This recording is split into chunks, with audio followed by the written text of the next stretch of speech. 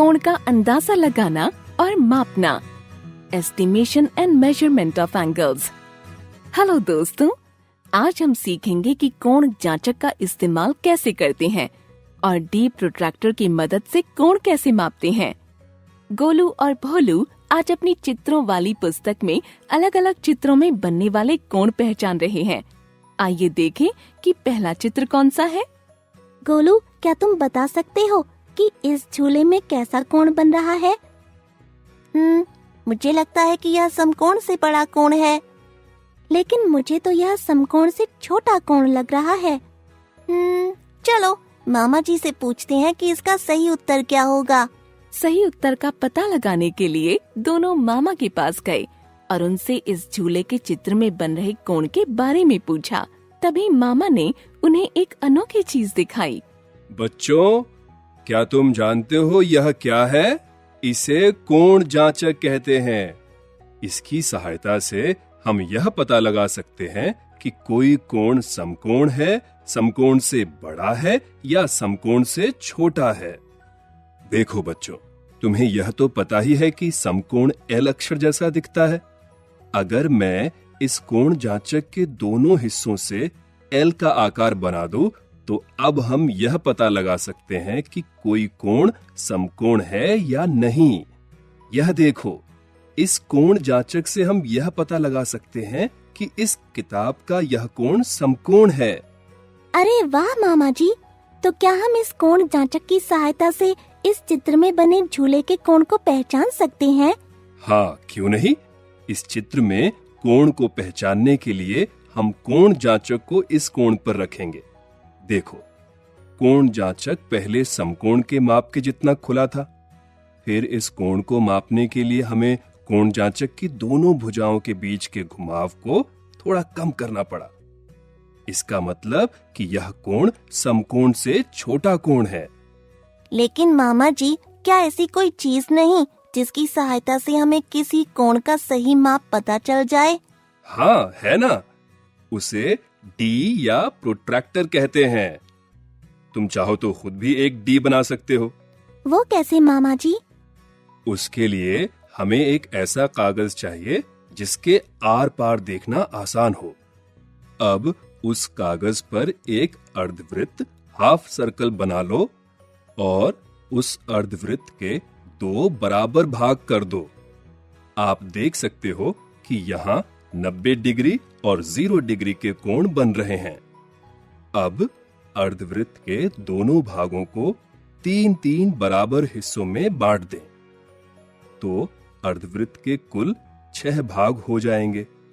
यहाँ हमने 90 डिग्री के 3 बराबर हिस्से किए हैं, इसीलिए हर एक हिस्से का माप 30 डिग्री होगा।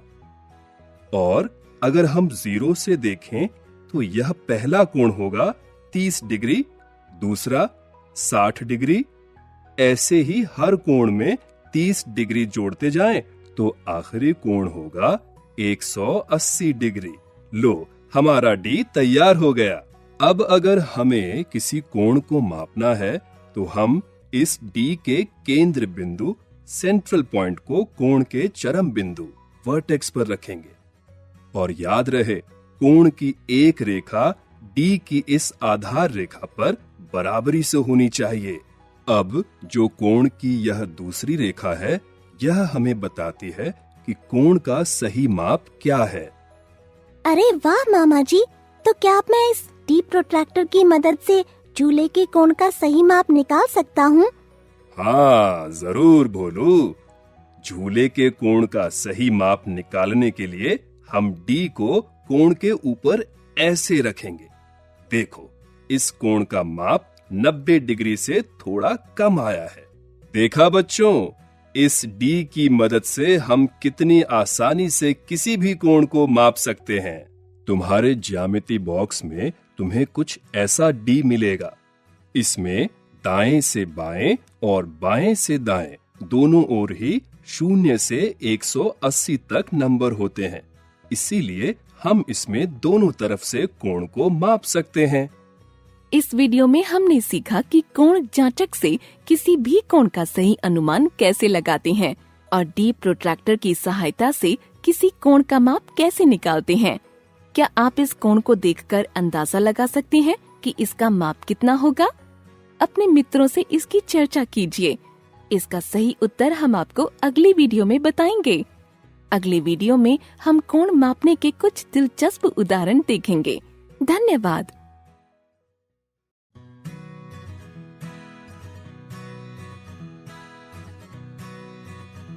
हेलो दोस्तों, पिछली वीडियो में हमने सीखा कि कैसे कोण जांचक और डी प्रोट्रैक्टर का प्रयोग करके हम कोण माप सकते हैं।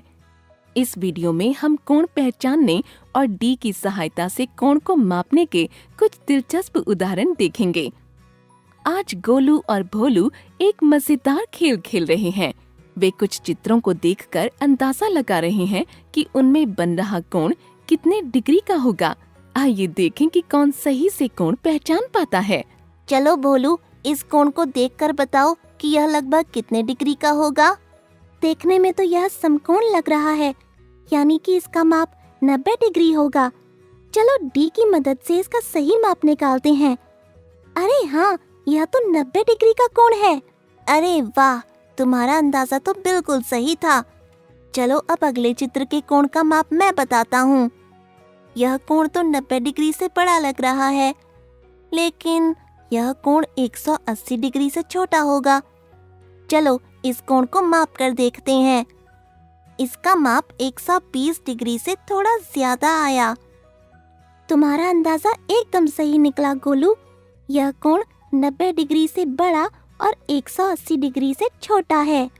अब इस कोण को देखो गोलू, मुझे तो यह कोण 90 डिग्री से छोटा लग रहा है। क्या भोलू का अंदाजा सही है?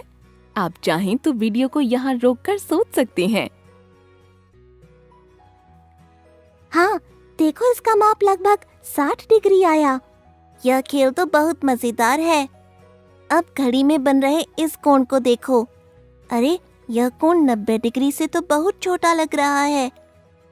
इतना ही नहीं भोलू, यह कोण तो 90 डिग्री के आधे यानी कि 45 डिग्री के कोण से भी छोटा लग रहा है। हाँ भोलू, यह देखो, इसका माप तो 30 डिग्री से भी कम है। तो देखा आप सबने कैसे गोलू और भोलू ने कोण का माप निकालने में भी एक मजेदार खेल ढूंढ लिया। आप भी अपने दोस्तों के साथ ऐसा खेल खेलिए और देखिए कि क्या आप सभी उत्तर सही दे पाते हैं या नहीं। इस वीडियो में हमने कोण पहचानने और डी की सहायता से कोण को मापने के कुछ दिलचस्प उदाहरण देखे। क्या आप बता सकते हैं कि इन दोनों में से कौन सा कोण बड़ा है? सोचिए सोचिए। इसका सही उत्तर हम आपको अगली वीडियो में देंगे। अगली वीडियो में हम कोण पहचानने और डी की सहायता से कोण को मापने से जुड़ी कुछ सामान्य गलतियां देखेंगे। धन्यवाद।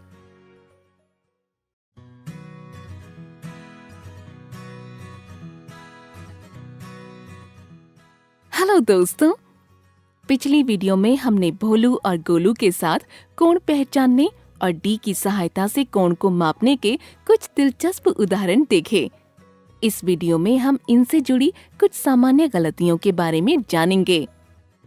गोलू और भोलू दोनों एक ही सवाल को हल करने की कोशिश कर रहे थे, लेकिन दोनों का जवाब अलग अलग आ रहा था। भोलू के अनुसार इस कोण का माप 30 डिग्री से ज्यादा आ रहा था और गोलू के अनुसार इस कोण का माप 30 डिग्री से कम आ रहा था। दोनों में से किसका उत्तर सही है, यह पता लगाने के लिए दोनों मामा जी के पास गए। मामा जी, एक ही कोण के दो अलग अलग माप कैसे हो सकते हैं? ऐसा नहीं हो सकता गोलू। शायद तुम दोनों ने कोण को सही से नहीं मापा होगा। क्या तुम दोनों फिर से दिखा सकते हो कि तुमने कोण को कैसे मापा? गोलू और भोलू ने मामा को कोण माप कर दिखाया। इस बार फिर भोलू के कोण का माप 30 डिग्री से ज्यादा और गोलू के कोण का माप 30 डिग्री से कम आया। क्या आप बता सकते हैं कि किसका उत्तर सही है? आप चाहें तो वीडियो को यहाँ रोककर सोच सकते हैं। भोलू का उत्तर बिल्कुल सही है। लेकिन वो कैसे मामा जी? देखो बच्चों, कोण मापने के लिए जरूरी है कि हम डी के केंद्र बिंदु सेंटर पॉइंट का ध्यान रखें। इस केंद्र बिंदु को कोण के चरम बिंदु वर्टेक्स पर रखना होगा और इस भुजा को डी की आधार रेखा पर। तभी हमारा जवाब सही आएगा। तो बताओ, अब इस कोण का माप कितना दिख रहा है? यह तो 30 डिग्री से ज्यादा है। हाँ, बिल्कुल सही। पर अगर हम इस केंद्र बिंदु की जगह डी में बनी बिंदु से नीचे की सीमा रेखा पर रख दें तो हमारा जवाब गलत होगा। इसलिए हमेशा केंद्र बिंदु और आधार रेखा का ध्यान रखना होता है। अच्छा, अब मैं समझ गया मामा जी कि कोण को सही से कैसे मापना है। चलो बच्चों, अब मैं तुमसे एक प्रश्न पूछता हूँ। क्या तुम बता सकते हो कि इनमें से कौन सा कोण बड़ा है? मुझे लगता है कि पहला कोण दूसरे कोण से बड़ा है, लेकिन मुझे तो यह दोनों कोण एक जैसे लग रहे हैं। देखो बच्चों, किसी भी कोण का अनुमान लगाने के लिए हमें उसकी भुजाओं के बीच के घुमाव को ध्यान से देखना चाहिए। कोण की भुजाओं के बीच जितना ज्यादा घुमाव होगा, कोण उतना ही बड़ा होगा। अगर हम इन कोणों को ध्यान से देखें तो इनकी भुजाओं के बीच का घुमाव एक जैसा ही लग रहा है। कौन सा कोण बड़ा है, यह पता लगाने के लिए इन दोनों कोण को डी से मापते हैं। यह देखो, दोनों कोण 90 डिग्री के बाद और 120 डिग्री से पहले हैं और लगभग एक जगह पर ही आ रहे हैं। इसका मतलब यह दोनों कोण एक जैसे ही हैं। धन्यवाद मामा जी, अब हम कोण पहचानते समय कभी गलती नहीं करेंगे। इस वीडियो में हमने सीखा कि कोण का माप निकालने के लिए हमें डी के केंद्र बिंदु को कोण के चरम बिंदु वर्टेक्स और कोण की भुजा को डी की आधार रेखा पर रखना होता है। साथ में हमने यह भी जाना कि किसी भी कोण के माप का अनुमान लगाना हो तो हमें उसकी भुजाओं के बीच के घुमाव पर ध्यान देना चाहिए। अब कोण मापते और पहचानते समय आप इन बातों का ध्यान जरूर रखना। धन्यवाद।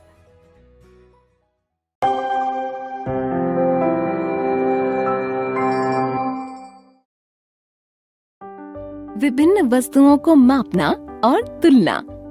Measurement and comparing different quantities. Hello बच्चों, इस वीडियो में हम लंबाई, लेंथ, वजन, वेट और गति, स्पीड के बारे में पढ़ेंगे। मीता और रोहन आज सैर पर निकले हैं। वे दोनों पास के जंगल में ऊंचे ऊंचे पेड़ों को देखकर हैरान हैं। बोलू, यह पेड़ की लंबाई कितनी होगी? यह नीम का पेड़ है। यह लगभग 30 मीटर लंबा होता है। क्या यहाँ पर सभी पेड़ इतने ही लंबे हैं? नहीं, यह देखो, यह तुलसी का पौधा है जो कि बस 100 सेंटीमीटर तक लंबा होता है। मीता, क्या तुम बता सकती हो कि तुलसी का पौधा नीम के पेड़ से कितना छोटा होगा? नीम के पेड़ की लंबाई है 30 मीटर और तुलसी के पौधे की लंबाई है 100 सेंटीमीटर। 1 मीटर में 100 सेंटीमीटर होते हैं, यानी कि तुलसी के पौधे की लंबाई हुई 1 मीटर। 30 में से 1 घटाएं तो बचा 29, यानी कि नीम के पेड़ की लंबाई तुलसी के पौधे से 29 मीटर ज्यादा हुई। देखा बच्चों, मीता को 2 पेड़ों की लंबाई पता थी और उसने दोनों पेड़ों की लंबाई की तुलना यानी कंपेयर करने के लिए पहले दोनों की लंबाई की इकाई यानी कि यूनिट्स को एक समान किया और आसानी से उत्तर निकाल लिया। क्या आप लंबाई नापने की और कोई इकाई बता सकते हैं? आप चाहें तो वीडियो को यहाँ रोककर सोच सकते हैं। बिल्कुल सही पहचाना। आप वस्तुओं की लंबाई मिलीमीटर और किलोमीटर में भी नाप सकते हैं। 1 सेंटीमीटर में 10 मिलीमीटर होते हैं, 1 मीटर में 100 सेंटीमीटर होते हैं और 1 किलोमीटर में 1000 मीटर होते हैं। अरे वो देखो, दीपा बिल्ली की मिठाई की दुकान पर आज क्या मिल रहा है? बड़ी अच्छी खुशबू आ रही है। आज तो मैंने खास मिठाई मंगवाई है। बताओ कौन सी मिठाई चाहिए आपको? मुझे 1 किलोग्राम बर्फी चाहिए। मैं 750 ग्राम लड्डू लूंगा। रोहन, क्या तुम्हें पता है कि तुम्हारी मिठाई मेरी मिठाई से कितनी कम है? तुमने तो 1 किलोग्राम मिठाई खरीदी और मैंने 750 ग्राम। तो कैसे पता करें कि तुमने कितनी ज्यादा मिठाई ली?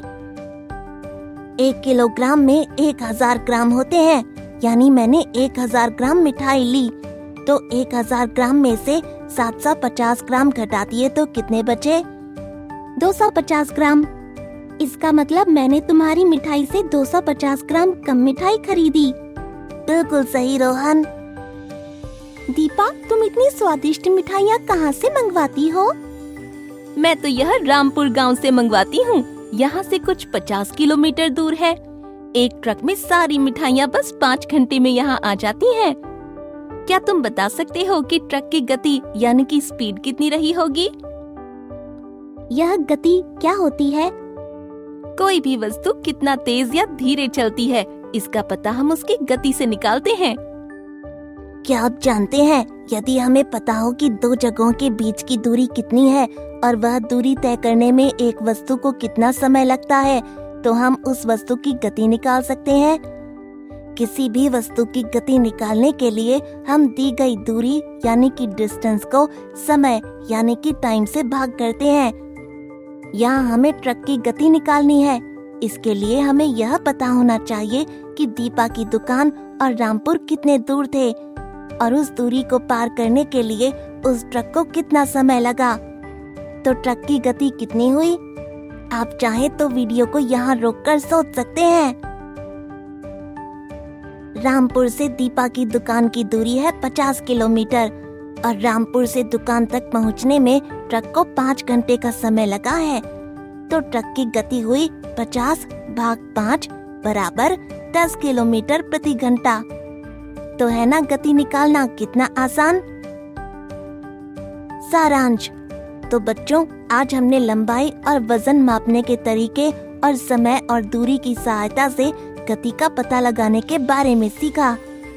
अगली वीडियो में हम इनसे जुड़े कुछ और मजेदार उदाहरण देखेंगे।